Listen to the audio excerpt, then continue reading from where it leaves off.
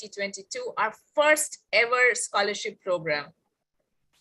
My name is Madhura Dasgupta Sinha.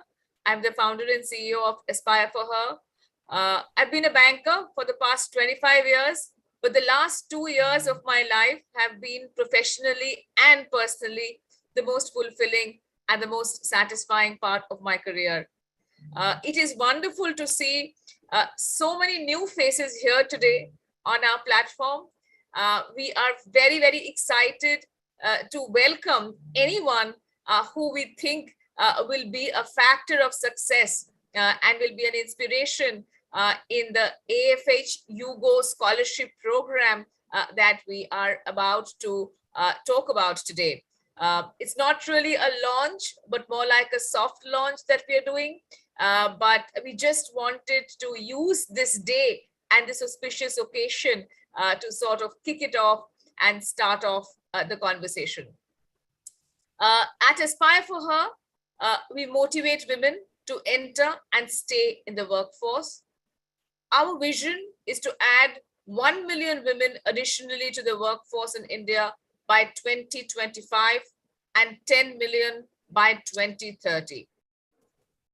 We do this by using our own 5-point mindset change model. And a very important part of that is that we want every woman in India and globally to be in 3E. What are these 3E? Well, they stand for education, employment, or entrepreneurship. And education, not just a classroom education, but education which is intentional, education which paves the way for either employment or entrepreneurship. So we want to change every woman's career aspiration into action. And we want to ensure that India unleashes the $1 trillion opportunity, which is actually missing today from our economic equation because not enough women are going to work. So the scholarship is a very important part of the first E that we are talking about, that of education. We want to ensure that this opens the door for university education to many, many deserving young women who want to go to college, but who cannot afford it. We would really like to thank our collaborators, Yugo University, for enabling this and for allowing us to dream this audacious dream. First off, this is a very special moment for us because it's the first time that we're actually doing an international collaboration of this stature and nature. So it's a very exciting moment for us.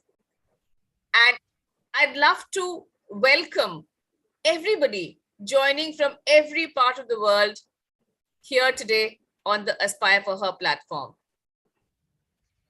It is my pleasure to welcome Nick and Archana for the first time on the Aspire for Her platform. We will shortly get to a little speech that's been pre-recorded by John.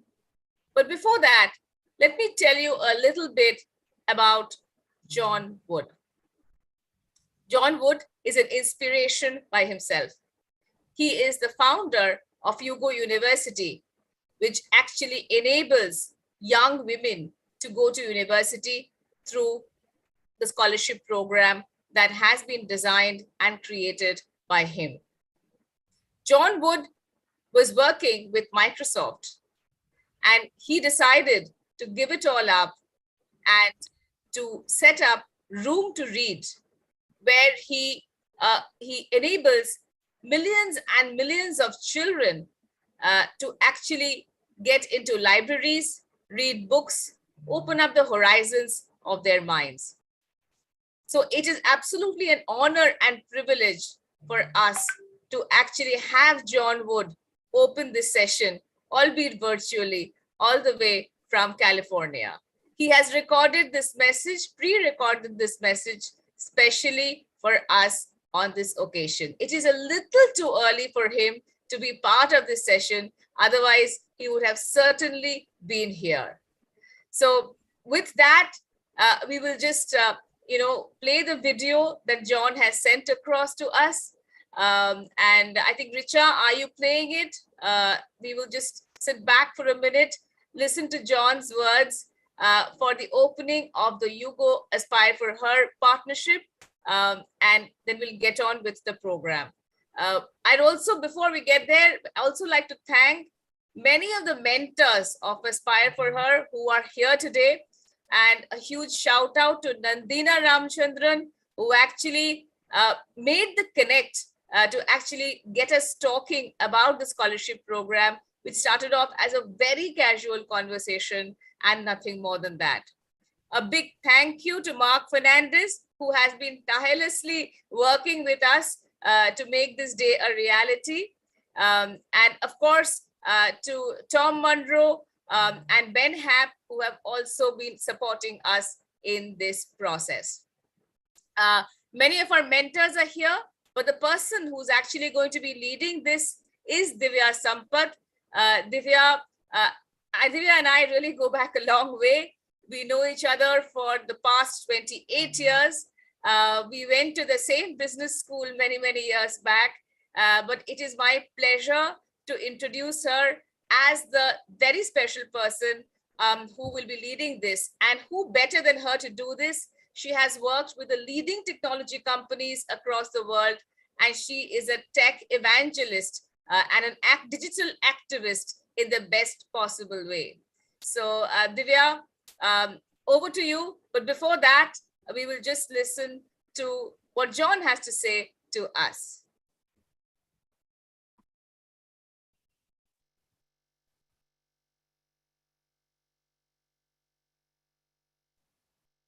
The sound is not coming. You'll have to share sound as well.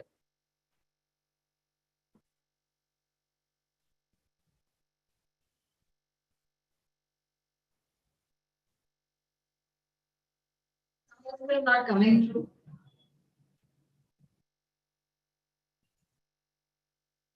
Rashmi, sound is not coming. You'll have to go at the bottom and share sound. Stop it for a minute.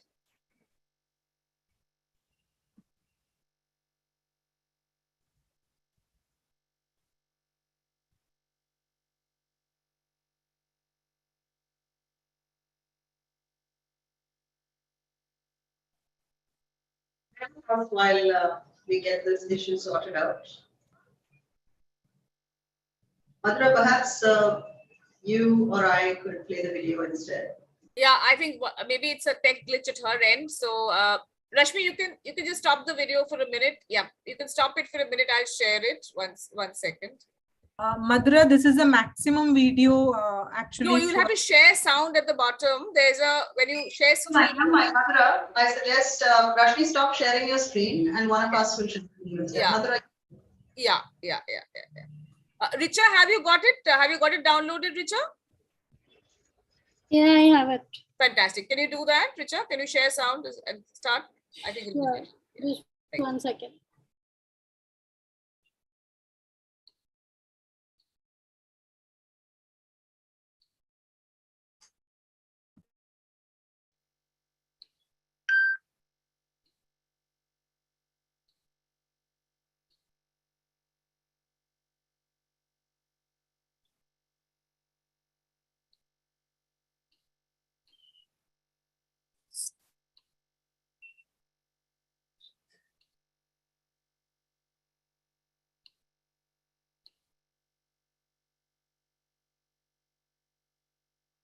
Madhura, allow me a second because my Zoom is not allowing me to share it. Sorry.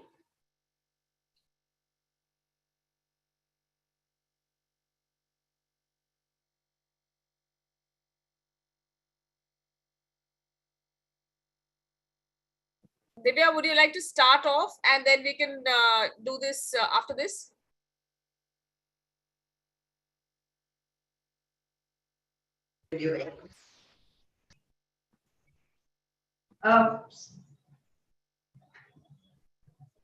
Certainly, Madhura.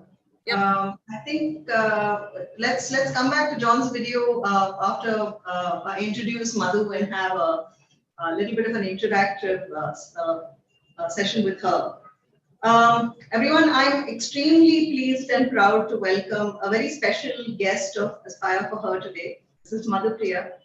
Madhu is a Chennai native, and she last year in mid 2021, she had posted on LinkedIn after she received the first promotion in her life. She recently started her career, and she posted about her gratitude. Hello, everyone, and happy International Women's Day. And her story caught the attention and imagination of all of us. She started off by saying, I'm the daughter of a I'm the proud daughter of a vegetable vendor. And then she went on to tell her story of how her parents had encouraged her and her sister to go to the best school, to the best university. Madhu Priya happens to be the first generation college goer. Neither of her parents completed school or university, but she's the first college graduate from her family. She is also the first master's degree holder from her family. She was the first person in her family to receive a campus placement in an Indian multinational company. She is an incredibly young woman. I'm very pleased and privileged to have met her and interacted with her. And I'm very pleased that we have the opportunity to have her tell her story to all of you. And we hope you find it as inspiring as Madhura and I and the Aspire for Her team did. So Madhu, a very warm welcome, first of all. Thank you for joining us. And let's start off by asking you, why did your parents, and especially your mother, Devaki Amma, encourage you to focus on your education and stick to it? Why did they prize education so much? So first of all, happy Women's Day to everybody, and thank you for being here. It's such an honor to be a part of Aspire for Her. Honor to be, a part of such a big program that's going to happen. So to answer Divya's question, I think the life that I'm now living is my mother's dream. She comes from a family of 11 siblings, and my grandparents were plumbers. So you could imagine the plight of a lower middle class family to serve food for 11, and so education is only a distant dream. And my mother, on the other hand, she was very bright. She used to study well. She was a volleyball player, but she couldn't complete her schooling because of financial reasons. So it's her dream that we had to really study well. And my parents, both being dropouts, they know the importance of education. So they wanted to ensure that their children, irrespective of being a girl or a boy, the gender didn't really matter.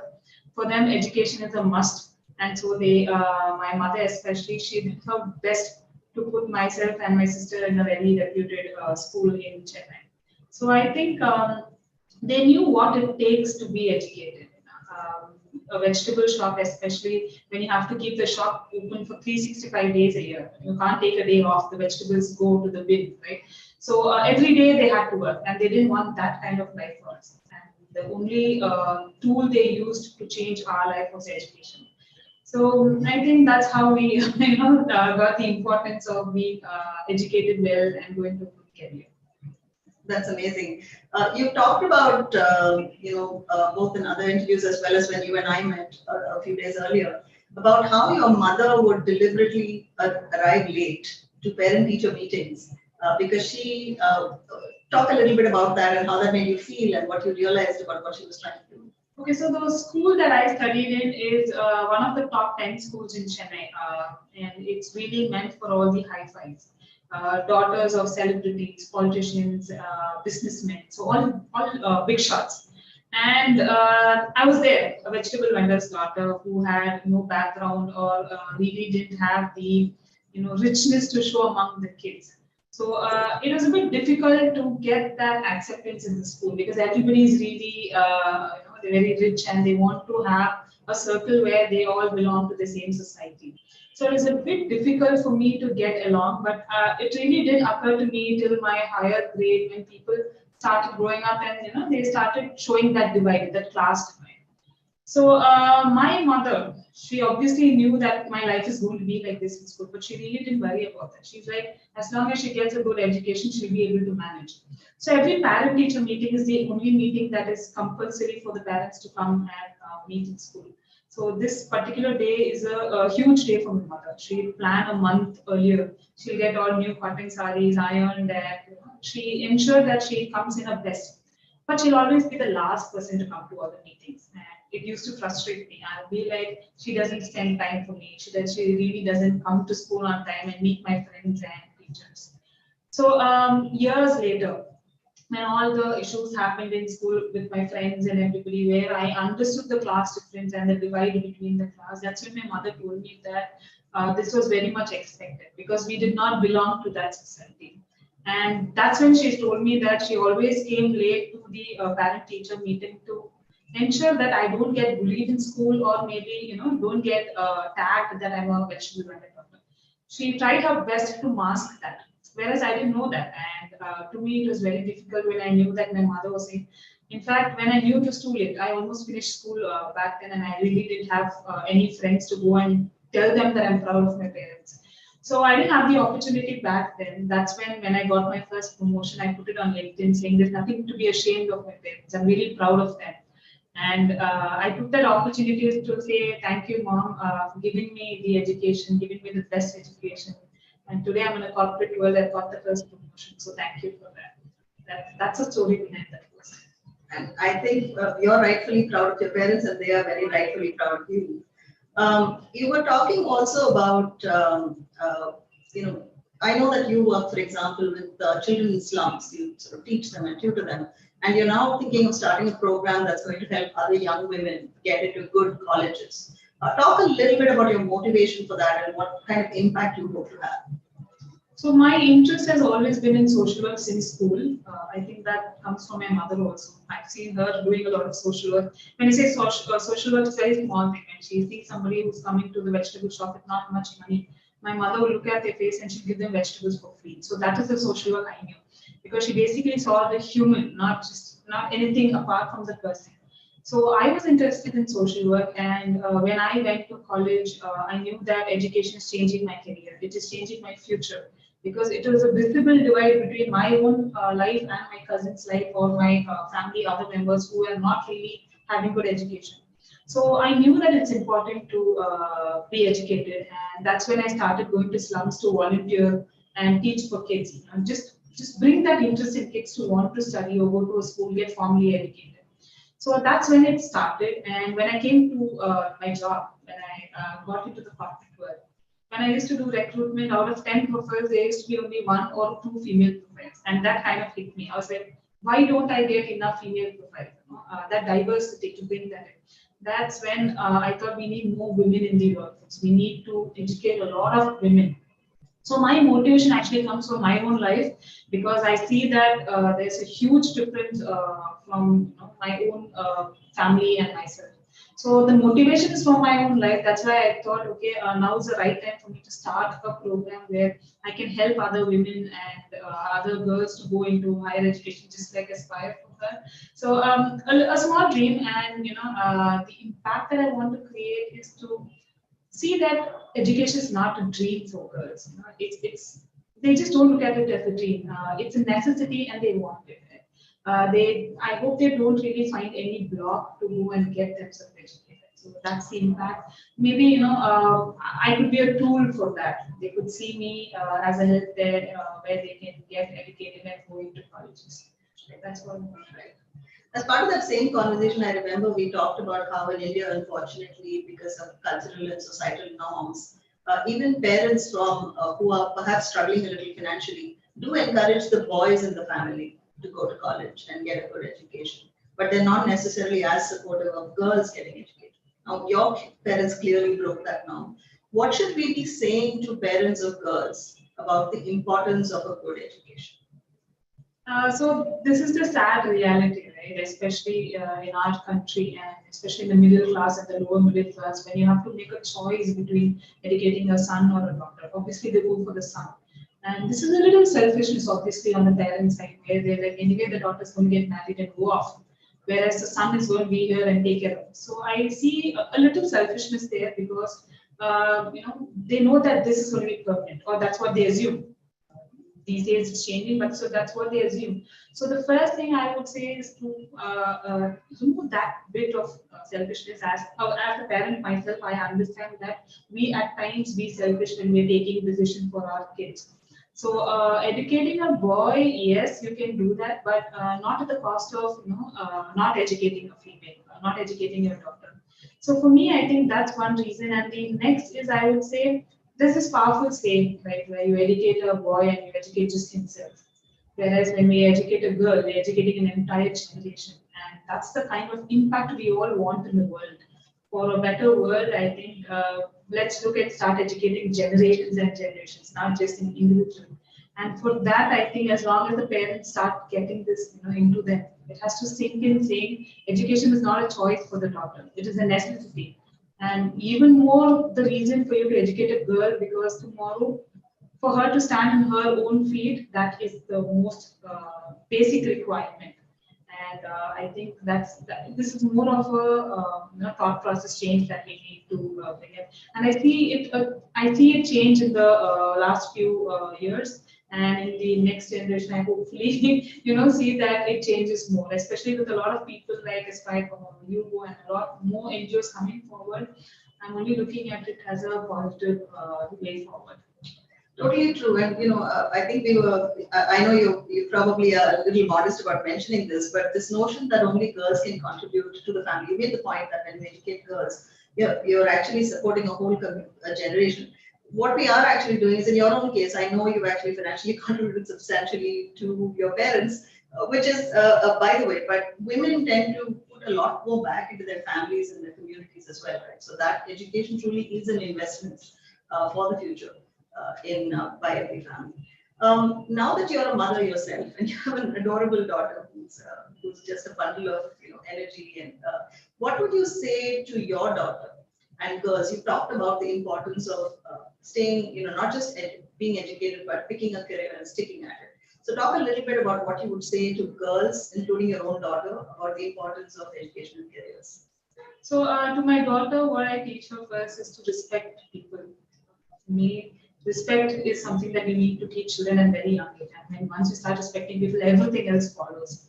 And with regard to education, I'm going to try to give her the best. And when it comes to career, I request all other women also to choose a profession that is that's something that you want to work in. Right? I know it's difficult. It's easy to say than get done. Passion doesn't pay us. But trying to bring a career or choose a career that revolves around your interest will help us give the best for us. And that's what I would tell every women, especially. Going to a job is not just because you want to earn and live, but it's more of a financial independent. Not just being dependent on someone. When you start earning, it really doesn't matter how much you earn. But when you're earning, you have the confidence to take your life forward. There's no dependency, and that's something that I strongly want to inculcate in all women. Please just go to work. Don't choose between work or family. That's what I would say. Rather try to bring both together. It's actually the same balancing game.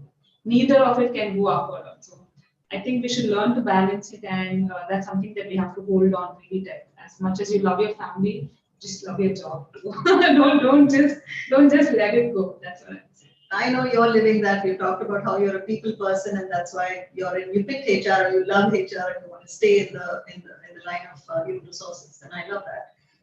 Madhu, thank you so much. I can't say enough. I mean, obviously we could talk to you for hours and hours, but we do have a sort of a time limit on today's event. I certainly hope, I mentioned before that we're all inspired by your story, and I hope a lot of young women will continue to be inspired by you as you continue to be part of the Aspire for Her community and you take other initiatives of your own. I would say that Madhu, without overstating it, embodies everything that we hope the outcomes of this program will be, the difference that education makes to the lives of young women all across India. And on that note, I would like to switch tracks a little bit. Madhura, just a quick question. Do we want to have John's video play now? Or I would love to actually, I'm kind of raring at the bit to have a chat with Archana and Nick. So I'm just wondering in terms of sequence, why don't I just speak with them?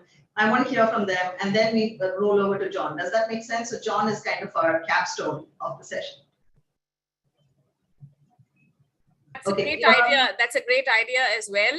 So a video is all ready, but as you were speaking to Madhu and our chat box, a lot of people were writing into the chat box. I just got a message on WhatsApp saying, "Hey, I would like to sponsor some girls' education. How can I do that?" From somebody completely unrelated. So I think somewhere the conversation has already sparked off that change that we wish to ignite. So excited. I have put Madhu's LinkedIn post here on the link. Take a look at it. It has the distinction of being the single LinkedIn post I have at least seen in my life, which has got the maximum number of interactions and likes. That is more than 200,000. So Madhu, once again, deep gratitude for coming here and being a part of Aspire for Her, being a part of what we are trying to do. You will be an inspiration. You will be a role model for this program, definitely. So Divya, you can move on to Nikhil and Archana, and we'll end with John. I think that's a good idea. First of all, once again, a very warm welcome to Nick Nash and Archana Parekh, who are both board members of UGO University, our absolutely spectacular partner who's allowing Aspire for Her to get into this scholarship programs in India. And I'm going to request both Archana and Nikhil to unmute themselves. I know your video's on, but I'm just going to quickly introduce you, if you will. So Nick, first of all, is the managing partner of and co-founder of Asia Partners, and he comes with decades of leadership experience in the finance and business strategy world. Prior to Asia Partners, he was the group president of Greater Southeast Asia. And for those of you who may not be as familiar, C is the largest is the leading internet company in Southeast Asia, with a market cap currently of over $150 billion. While Nick was with C, he led C's IPO on the New York Stock Exchange, raising over $1 billion of capital. Yes, that's billion with a B, which was up to that point the largest Southeast Asian IPO in history. He is obviously part of the UGO University board.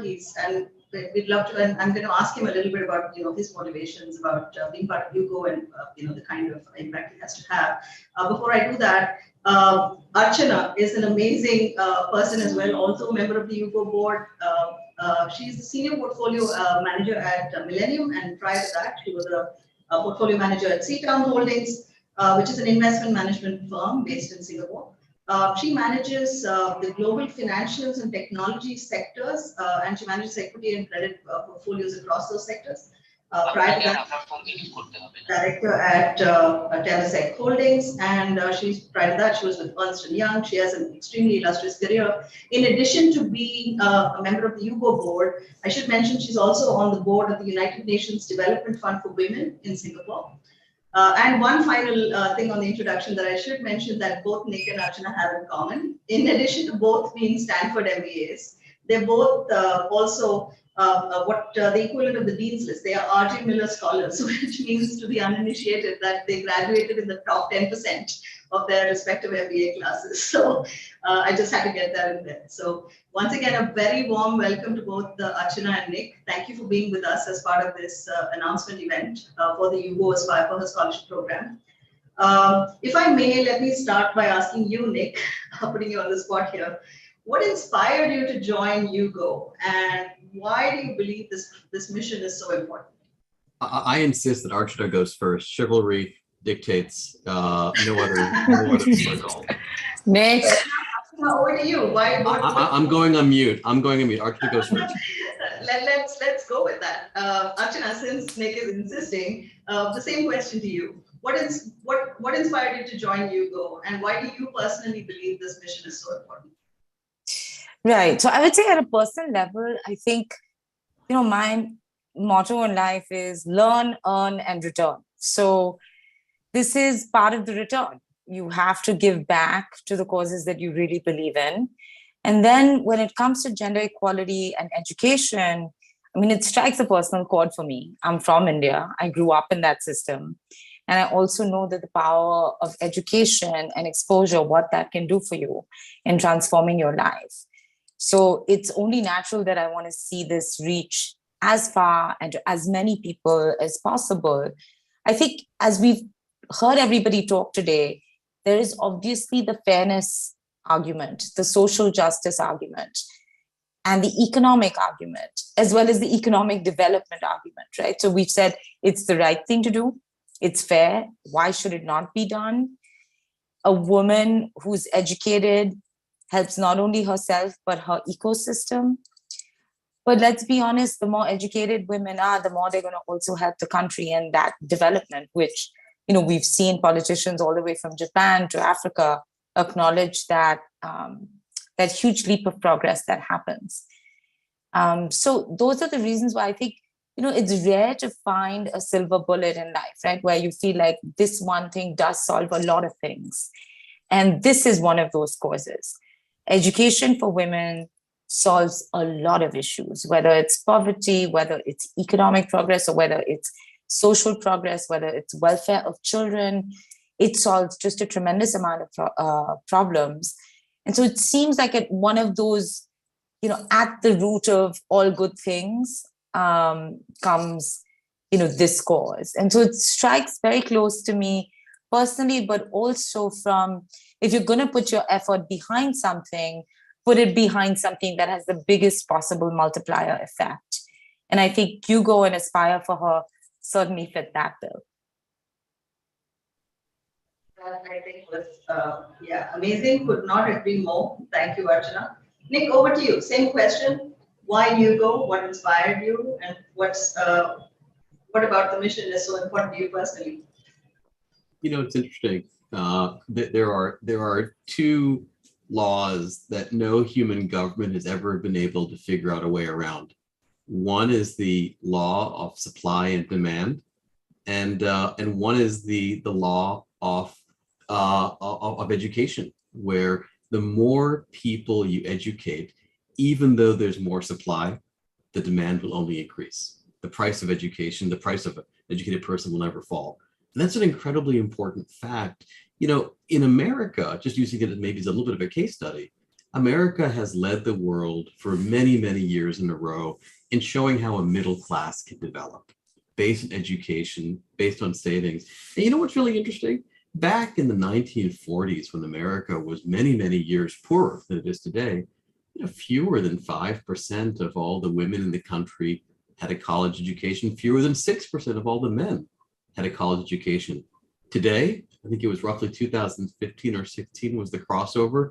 Not only do about 37% of all women in America have a college education, but more women than men have a college education. In fact, strikingly, something like 59, 60% of all US college students last spring were women. So I think what is so powerful about Hugo under John's leadership, Archana's leadership, and many other, is that the rest of the world should look the same. There is no reason why a majority, a large majority of India's college students, of Asia's college students, the world's emerging market college students shouldn't be female. And by the way, think about what the world would look like if we had more Jacinda Ardens running around as heads of state. Think about what the world would look like if there were more Divya Sampats running around, running organizations, or Archana Parekh. And I just have to call it Archana because she's literally like my elder sister here in Singapore. She just got announced as one of the newest board members of Stanford University's Graduate School of Business. I don't even know if it's a public thing yet, but it's on LinkedIn, so I'm sure it's true. And it's just such a huge honor. And she just represents not just women, but women of color and women of Asian ancestry and women of Indian ancestry. So Archana, hats off to you, and go teach those men a thing or two.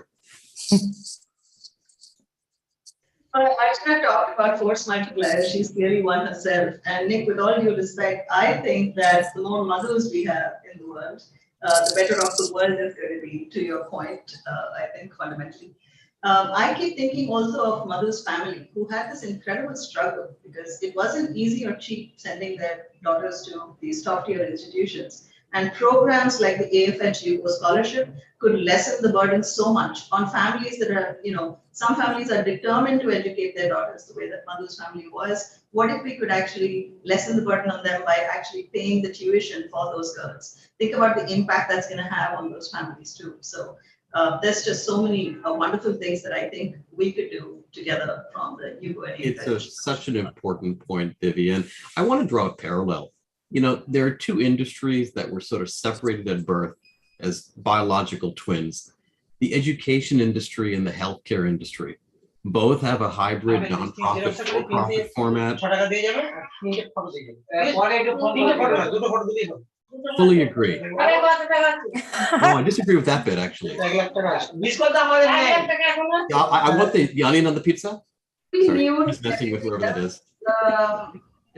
But, the education industry and the healthcare industry, they hybridize public and private sector. They hybridize government spending and individual spending. They're both for a social mission. But the really interesting thing, it wasn't until the growth of healthcare insurance that hospitals truly flourished. And it wasn't until the growth of healthcare insurance that more and more people went to medical school. As Yugo spreads its wings, thanks to your support and Aspire for Her's efforts in India and more broadly, it will actually create even more supply of seats in universities, because you can't have doctors without health insurance and you can't have health insurance without doctors. That symbiosis will be very powerful. Multipliers again. I love the thinking there. Archana, before we sort of conclude this fireside chat, and again, I would love to talk more, and we're going to have the opportunity, luckily, to talk with both of you more.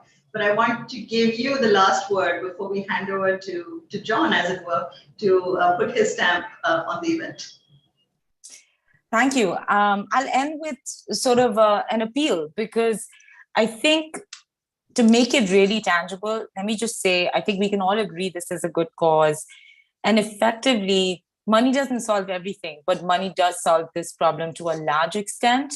And so I really appeal to everybody on this call, everybody else who's listening, wherever you can influence it, please contribute. Because if you change one life, you're actually going to change 10 or 15. This is really a powerful platform. And the way the organization works is the money really just goes directly to educating women.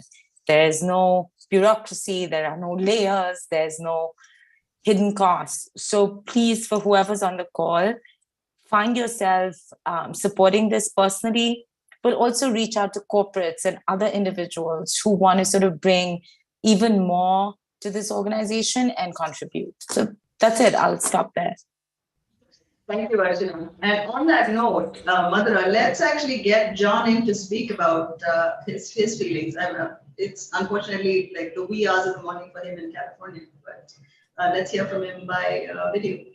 Yeah, I am going to get that going, the video going, and big hi to Tom Monroe as well. I can see he's joined. Hi, Tom. Big shout out for all the support that you've been giving us through the last few weeks. And thank you for all your work on this really important endeavor, and happy International Women's Day to everybody online. Thank you. Thank you.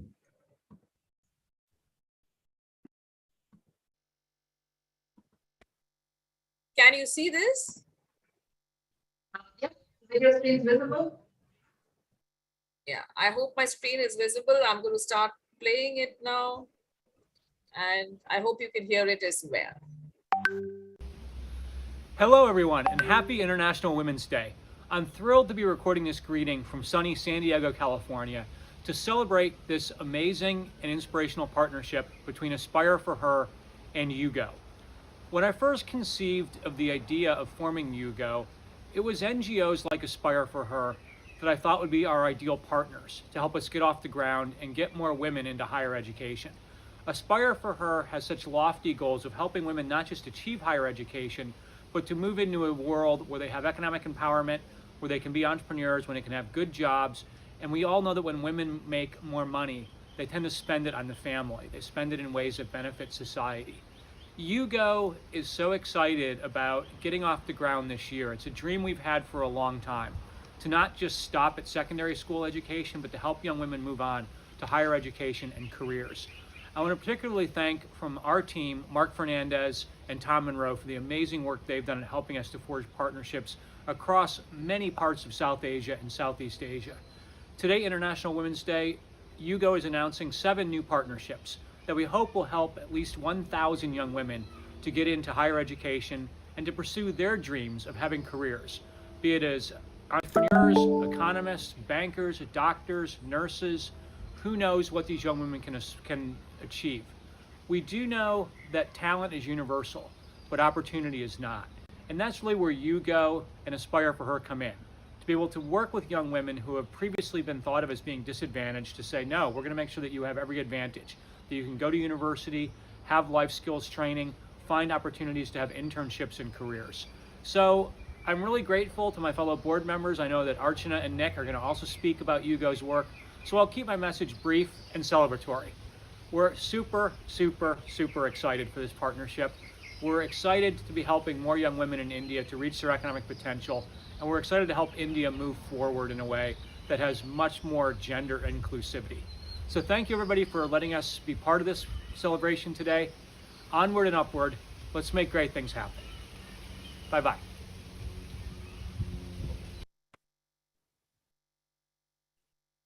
That was John. Super, super, super inspirational. And, this is just really, it's an overwhelming moment for all of us, because we are starting on the path of something completely new and something so momentous in our lives on our 2nd birthday. So thank you, Divya, for putting everything together. And I know that this is going to be a fantastic path, which we will all traverse together. Thank you everyone for signing in. I know we're 2 minutes above time, but